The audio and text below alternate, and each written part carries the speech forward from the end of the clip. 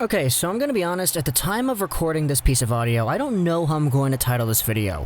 I want to put something with the Vancouver Canucks and the Tampa Bay Lightning because quite literally they are very involved with the overall story of this prospect. But there are so many other angles to go over too, because Shakir Mukhamadullin, the guy whom we're talking about here today, is one of the most polarizing draft picks of the first round of the 2020 NHL entry draft, along with Igor Chinnikov, who was selected literally a pick after by the Columbus Blue Jackets, whom we also did cover on the YouTube channel, by the way. Shakir Mukhamadullin was one of these weird players who eventually made his way into the first round, much to the surprise of many, but much to the expectation of some others, which is very interesting to see because you don't really see players who are so bipolar in terms of the overall fan sentiment when it comes to their prospect profiles. So, who exactly is Shakir Mukhamadullin? He is a 2020 first-rounder drafted 20th overall by the New Jersey Devils. Before even getting into this guy, he was very, very interesting because this was the draft pick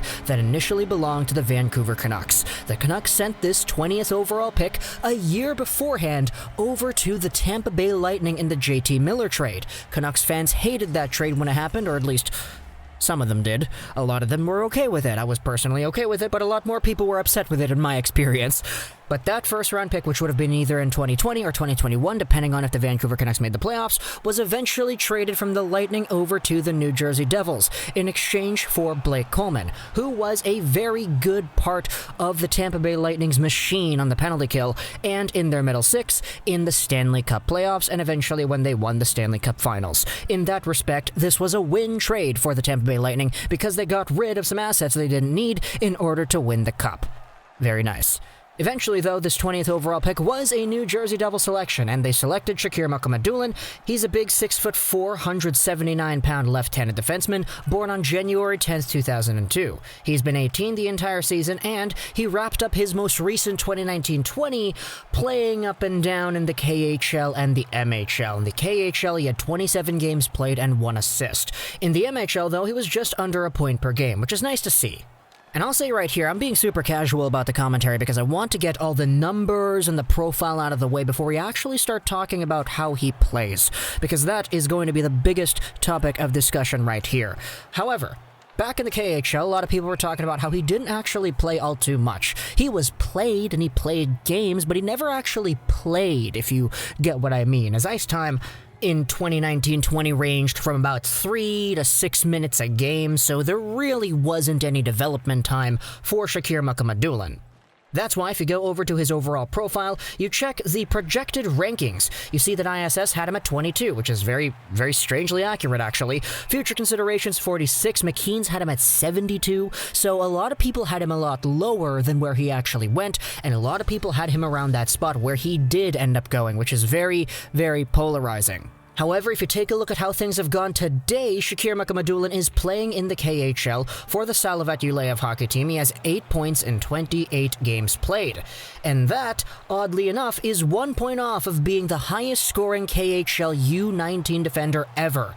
You go over to Elite Prospects, you search for KHL defensemen under 19, and Mukhamadullin is already second, in front of guys that actually have some star power like Dmitry Orlov in 2009-2010. Nikita Tramkin is over here. Alexander Romanov is over here.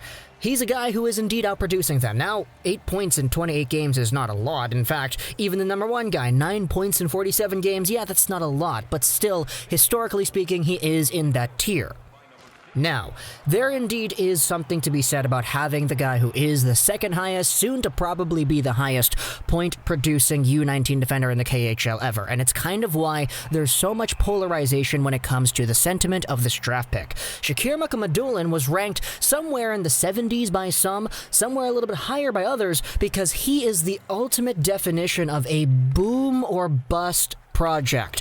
This is where we start talking about how it is he actually plays. If you take a look at the New Jersey Devils website, they posted an article on him a few days ago talking about what exactly you need to know. He's from Russia, we spoke about that. He's a young guy, we spoke about that.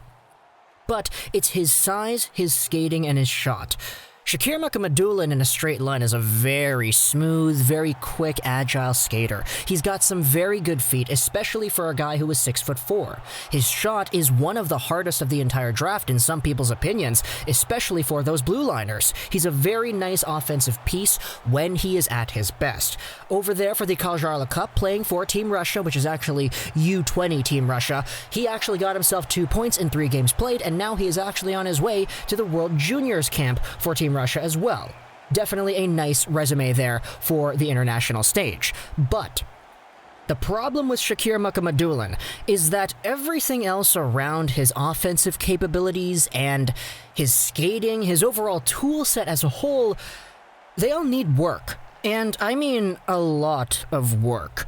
Shakir Mukhamadullin was one of the only players in this draft who was projected to go in this range where, if you take a look at what he does in his own zone, how he reads plays, how he makes decisions, how he breaks the puck out, this stuff needs some very big work because Mukhamadulin's ability to turn the puck over in the most unexplained ways imaginable, yeah, it's kind of funny how he's able to do it.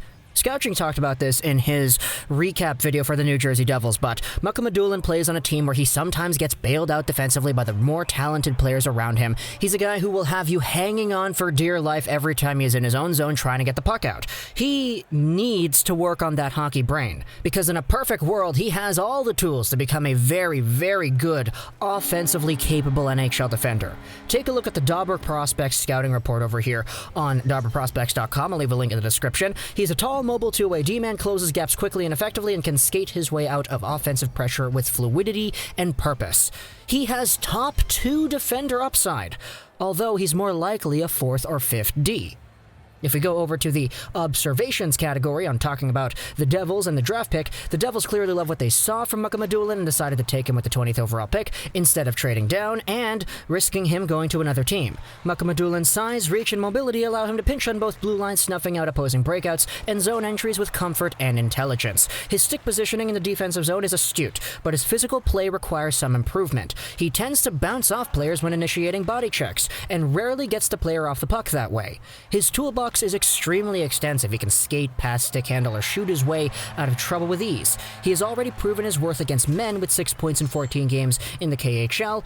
However, work needs to be put in his decision-making, but the same could be said of almost every defensive prospect available in this draft. He should develop into a 4th or 5th defenseman, although there is a slight chance he could end up as a long-term top-pairing guy. Thank you for the write-up over here, Hadi Kalakash, and I apologize if I mispronounced that name. But there you have it. The thing goes over and it says how Shakir Mukhamadullin needs work as a defender in his own zone and all that. And it says that other NHL defenders are also in that boat. This is where the extent of that statement and the overall volume of how much work needs to be put in varies from prospect to prospect. Because a guy like Jamie Drysdale or Jake Sanderson, for example, other top defenseman picks in this 2020 first round, they don't have the same defensive issues as Shakir Mukhamadullin does on a consistent basis, where you're turning over pucks in your own zone and you're not making the right plays. You're not bodying people off the puck properly. You're not sending efficient breakouts out properly. There's a little bit of a different variation there.